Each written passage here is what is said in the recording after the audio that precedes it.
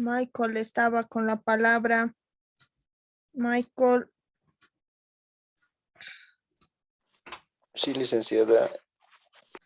vamos con con nuestra unidad temática 3, hablando ya los momentos metodológicos y la articulación y su secuencia. Hay una lectura motivadora en cuanto a planteamientos de Paulo Freire, que plantea los ejes transversales para la práctica docente. ¿Puede colaborarnos con la lectura, por favor? Está bien, licenciada, entonces lo voy a leer, ¿no, licenciada?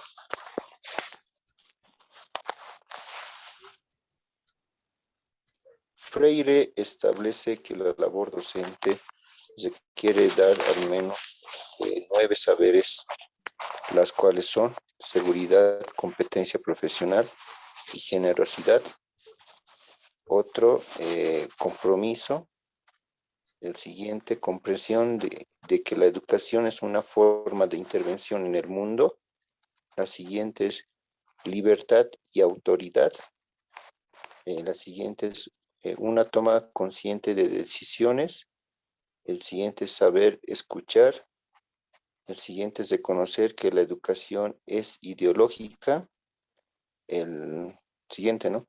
Disponibilidad para el diálogo. Y por último, querer bien al estudiantado.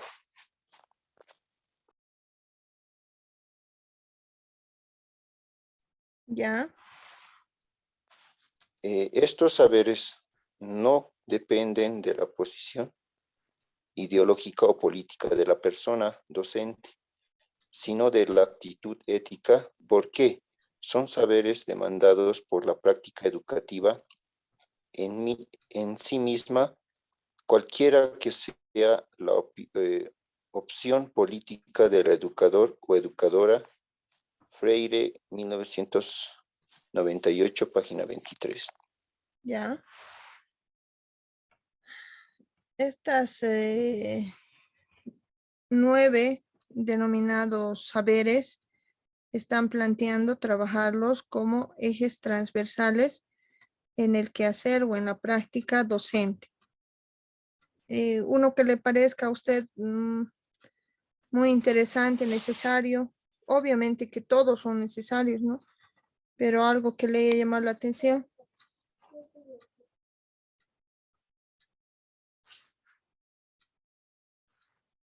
Le escuchamos. A ver. Yo creo, licenciado, ¿no? Uno para mí podría ser el saber escuchar. Yo creo que un educador o un maestro, ¿no? Tendría que saber también la opinión, ¿no? Del estudiante o al que se le está enseñando, ¿no? Porque de esa parte vamos a poder saber si ha entendido o ha comprendido de esa forma, ¿no? Ya que en la anterior forma no se realizaba, ¿no? Ya que solo se daba, ¿no? La palabra al maestro para, ya que era, ¿no? El saberlo todo, ¿no? Entonces, ahora ya que con el modelo educativo, entonces de esa forma ya no es, ¿no? Ya es más, ya, ya hace la inclusión, ¿no? De docente, estudiante y estudiante docente, ¿no? Licenciada. Entonces yo podría tomar esa parte, ¿no? De saber escuchar. ¿Ya? ¿Alguien más que quiera participar, por favor?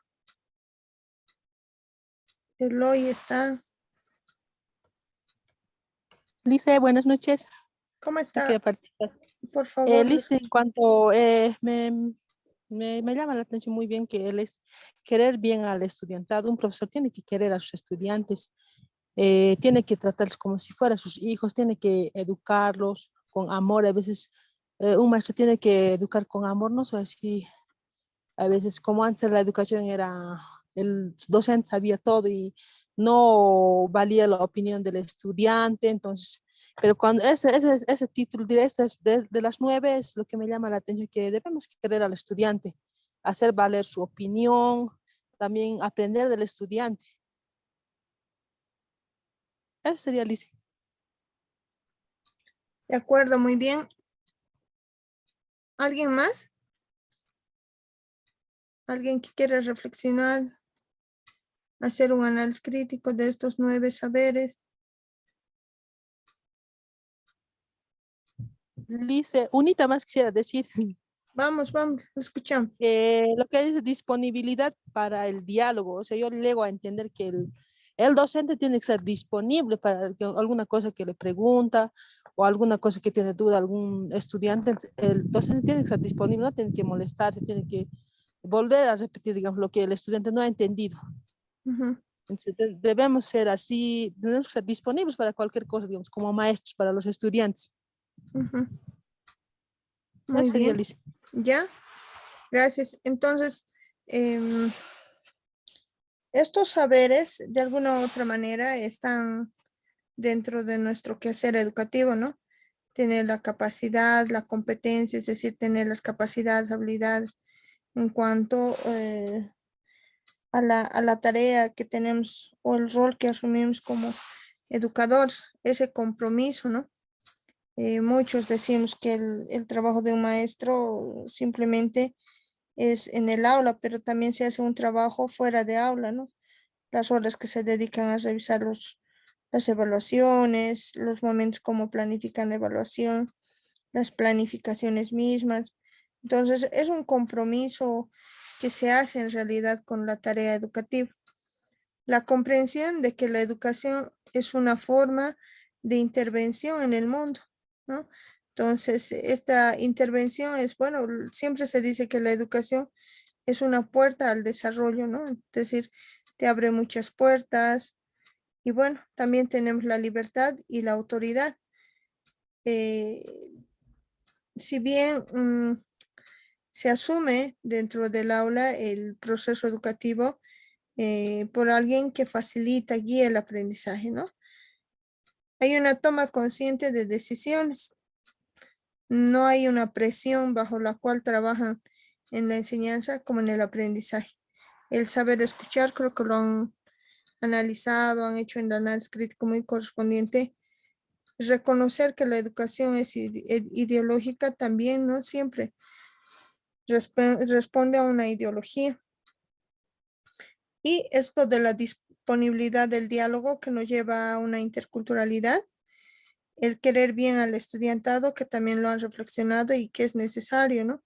No podemos entrar y salir del aula y ver al estudiante como un objeto o como un banco vacío. En realidad son sujetos que piensan y sienten sobre todo. Este análisis surge a raíz de que podamos hacer ya una revisión a lo que tenemos en cuanto a la metodología que se vaya a ir a aplicar para el proceso educativo. Bien.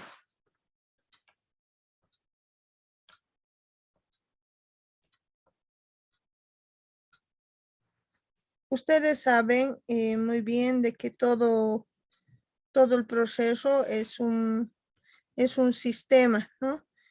Y dentro de este sistema educativo está la denominada planificación curricular o lo que es el currículo.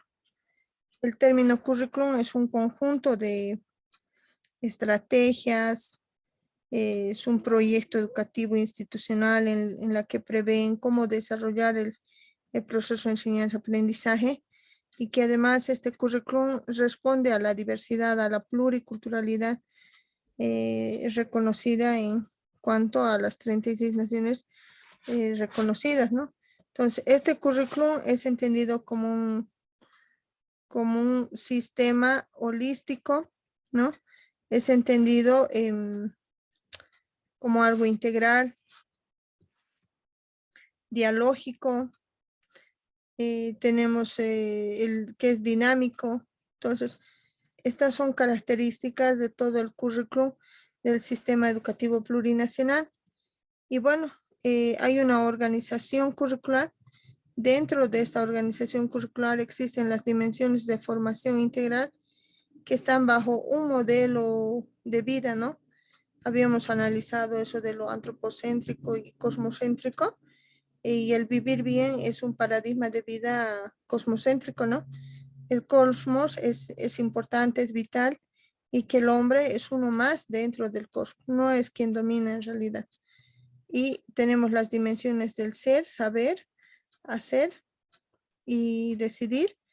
Y también tenemos los campos y saberes y conocimientos que están organizados en cosmos, comunidad, ciencia y vida, tierra, territorio.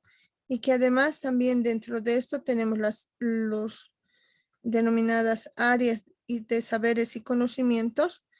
En cada campo tenemos sus áreas y saberes. De la misma manera tenemos los ejes articuladores. Esos ejes que planteaba Paulo Freire, por ejemplo, están relacionados a estos ejes, como responder a las demandas de las naciones y pueblos indígenas originarios, constituir los criterios políticos que permiten dinamizar y articular los campos y áreas, y dentro de estos tenemos 4 ejes articuladores: la educación intracultural, intercultural y plurilingüe, la educación para la producción, la educación en valores sociocomunitarios y la educación en convivencia con la madre tierra y salud comunitaria.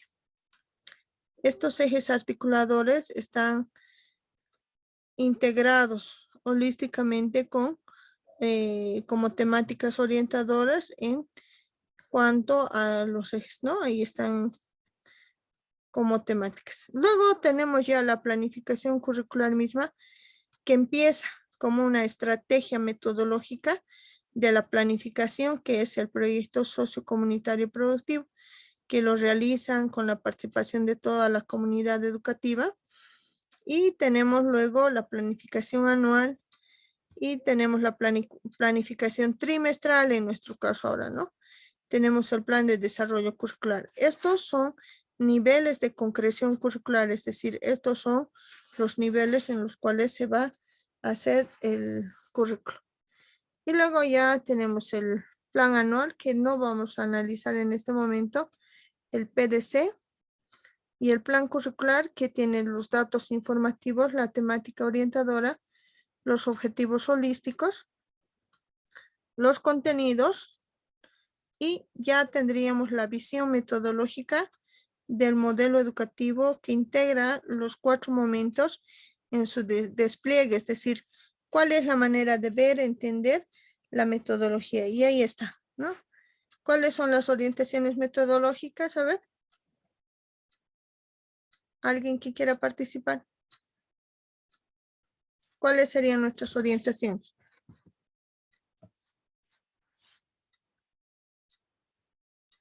Nuestras orientaciones son la práctica, la teoría, la valoración y la producción. Son 4 orientaciones metodológicas. Luego tenemos los recursos, los criterios, tenemos el producto, ¿no? Y bueno, cada momento metodológico, que son 4, expresa o hace énfasis particular dentro del proceso educativo. No se puede encarar un proceso educativo que parta de la práctica si es que este no está ya direccionado para que pueda venir la parte productiva, ¿no? Entonces, lo que tiene que tener en realidad, ¿no? Tiene que también tener criterios éticos, es decir, unas valoraciones que se vayan a hacer al aprendizaje, y eso se denomina la valoración, que es un proceso necesario y está mediado por conceptos como es la teoría. Ahí viene la articulación, integridad de los momentos metodológicos. La visión, es decir, la manera de ver, entender la metodología, es la relación del proceso educativo con la realidad concreta que vive el estudiante y el maestro. Y bueno, ahí surgen las estrategias de enseñanza y aprendizaje en la innovación de la enseñanza. Estamos hablando de estrategias de enseñanza y aprendizaje. Estas estrategias, ¿sí?, tienen que ver bastante con el proceso mismo en realidad. ¿Por qué? Porque alguien, a ver, tal vez podría ayudarnos. ¿Qué es didáctica? ¿Qué es la didáctica?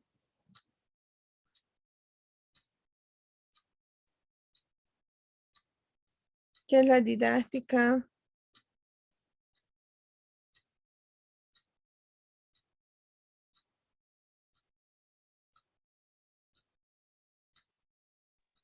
Buenas noches, Lice. Buenas noches.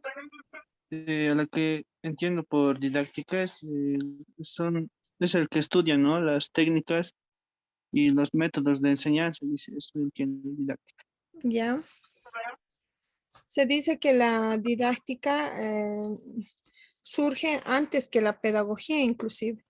Luego, en el transcurrir del tiempo, han comprobado que la pedagogía es una ciencia y la didáctica es una disciplina de la pedagogía, es una disciplina científica. Y la didáctica se encarga del arte de enseñar, ¿no? O sea, tendría que ver con con ese conjunto de estrategias, métodos, acciones que se hace para desarrollar el proceso de enseñanza-aprendizaje. Como objeto de estudio, ¿no? Tiene al proceso de enseñanza-aprendizaje y que además tiene dos componentes, los componentes personales y los componentes no personales.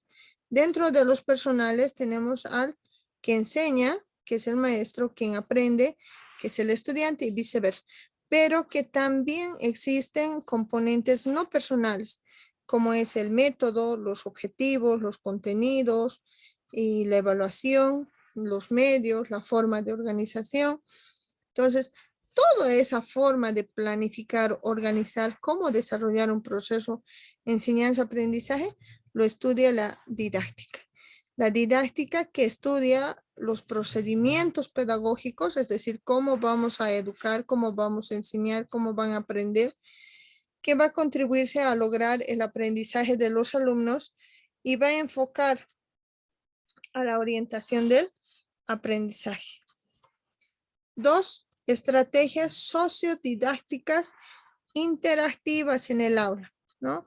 Aquí aparece algo nuevo, sociodidácticas, o sea, tiene que relacionarse con los grupos sociales enfocados al proceso de enseñanza-aprendizaje, porque en realidad estas estrategias sociodidácticas son cualidades, ¿no? Que tienen que ver con la creatividad, la visión, la manera de ver, entender, la innovación, es decir, el cambio, lo nuevo, la iniciativa, la disposición, la experiencia, el conocimiento, tiene que ver con la capacidad para articular saberes, habilidades cognitivas, procedimentales y actitudinales. Con el afán de favorecer una comunicación estrecha con los integrantes de un grupo, es decir, para que ya la escuela y la comunidad no sean situaciones aisladas, separadas como hace tiempo han sido, ¿no? Que ahora se vincule la escuela a la comunidad y la comunidad hacia la escuela. Con la enseñanza por medio de iniciativas que se va a innovar la acción didáctica que facilita el logro de las competencias, la articulación de las experiencias previas con los nuevos saberes de los educandos, la creatividad que se va a fortalecer en los docentes y en los estudiantes. También permite el conocimiento y la integración entre los participantes. Eso nos quiere decir que va a lograr, ¿no? Esta parte que dicen, así como aprende el estudiante, también aprende el docente. Entonces, va a generar esa confianza, esa seguridad en el participante o en el estudiante para que pueda aprender. Va a romper barreras entre maestros y alumnos. Va a originar un ambiente agradable entre los miembros del grupo, ¿no? Va a haber una colaboración, un aprendizaje significativo, van a generar a través del juego estrategias didácticas con una enseñanza lúdica, es decir, que a partir del juego se pueda enseñar. Se va a dinamizar la didáctica de la enseñanza en el aula de clases, se va a generar el aprendizaje colaborativo bajo un proceso didáctico. No olviden que también habíamos estudiado en un primer momento como metodologías de enseñanza-aprendizaje el método basado en problemas, en resolución de problemas, el aprendizaje cooperativo. Entonces son estrategias socio didácticas, ¿no? Entonces están involucradas a la participación activa de sus integrantes. 3, estrategias metodológicas. La investigación-acción, ¿no? Va a ser asumida como una estrategia metodológica, porque habíamos dicho en la semana 3, ¿no? De que en la actualidad las investigaciones, investigación-acción participativa, busca darle sentido, significado a la participación de los involucrados. ¿Para qué? Para que se genere experiencias, ¿no?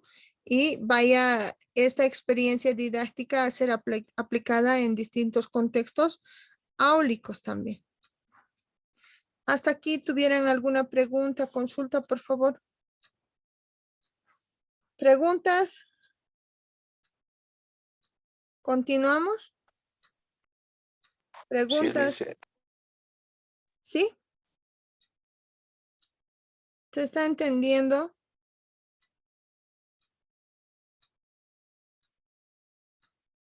Bueno, entonces hasta ahí cerramos las estrategias metodológicas. Hemos dicho estrategias de enseñanza-aprendizaje, estrategias didácticas, sociodidácticas y las estrategias metodológicas basadas en la investigación-acción participativa.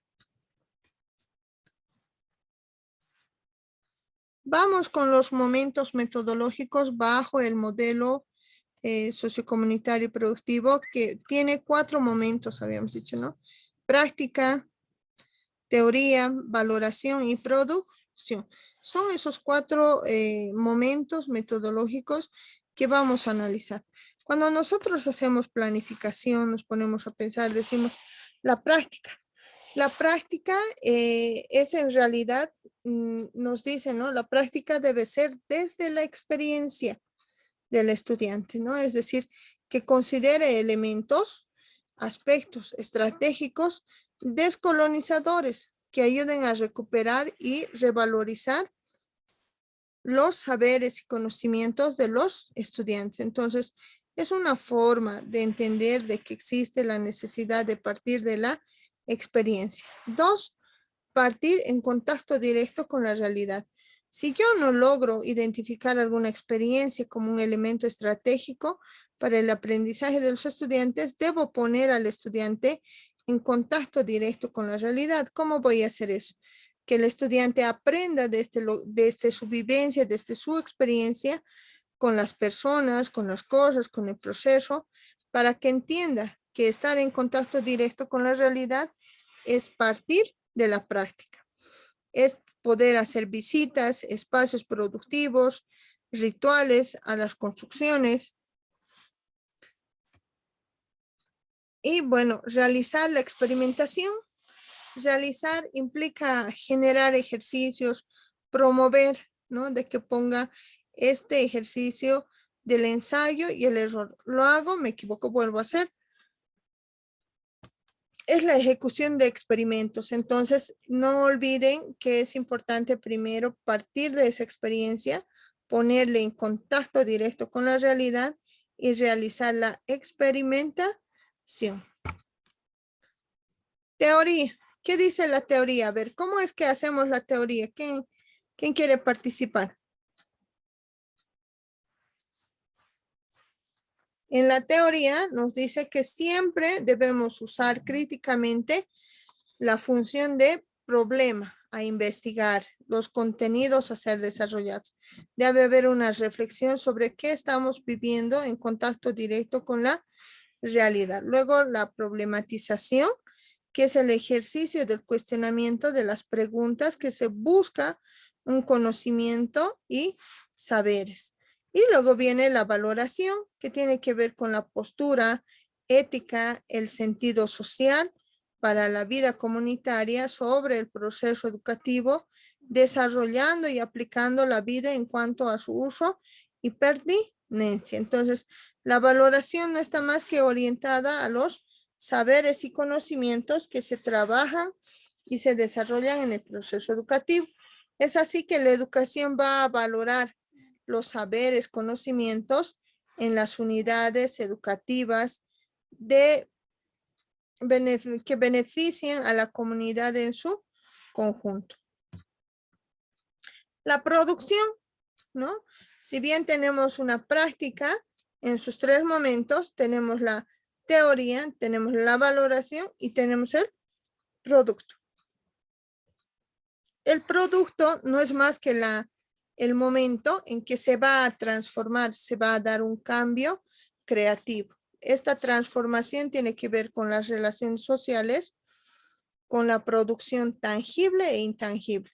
Muchos PSPs, muchas estrategias metodológicas de los proyectos que se hace a inicio de gestión, decimos, no, nuestro producto va a ser tangible o intangible. Es decir, ¿cómo es que vamos a responder a nuestra realidad? ¿Cómo vamos a transformar?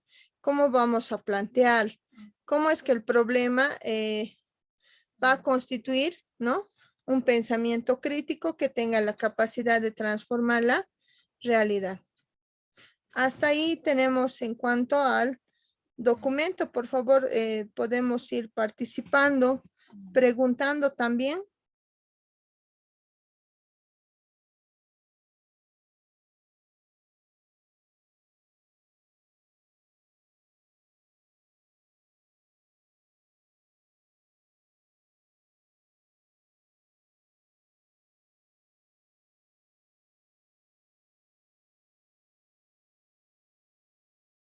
Freddy, por favor, haga su pregunta o su aporte.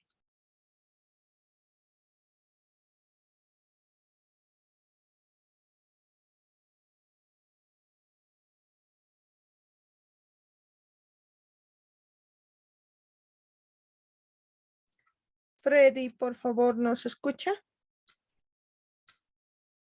Freddy.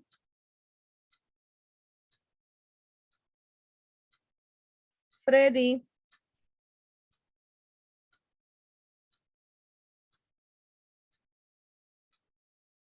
Wilson. Wilson. Buenas noches, Liceo. Su aporte, por favor. Tenía una duda, Alicia.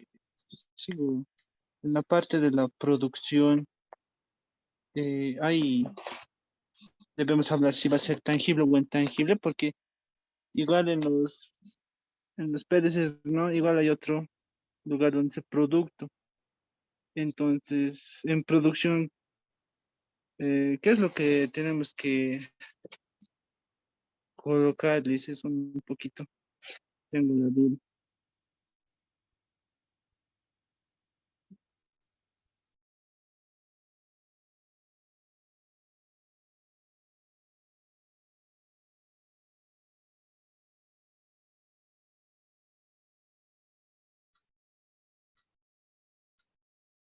A ver, en la producción. eh,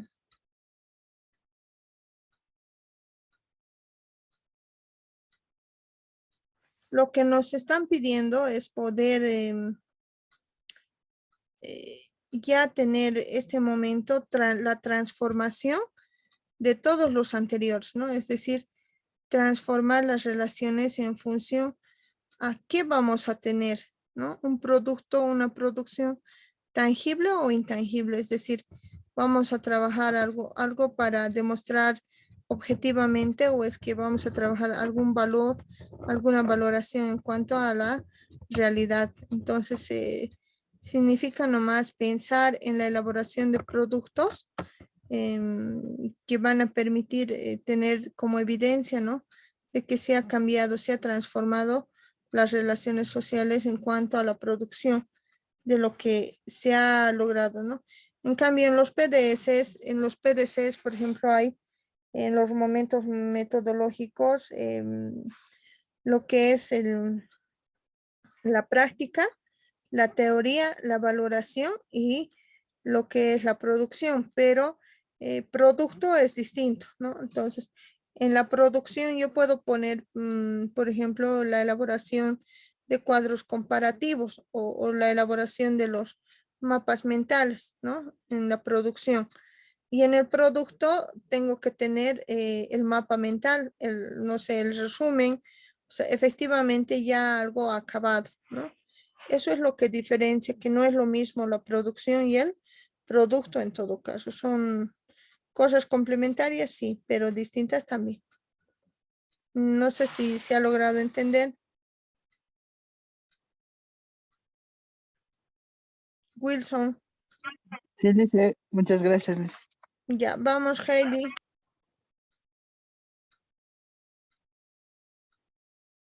Heidi.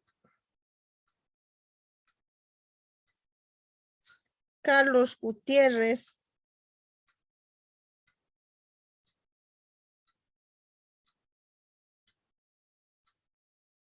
Lucía, Eloy.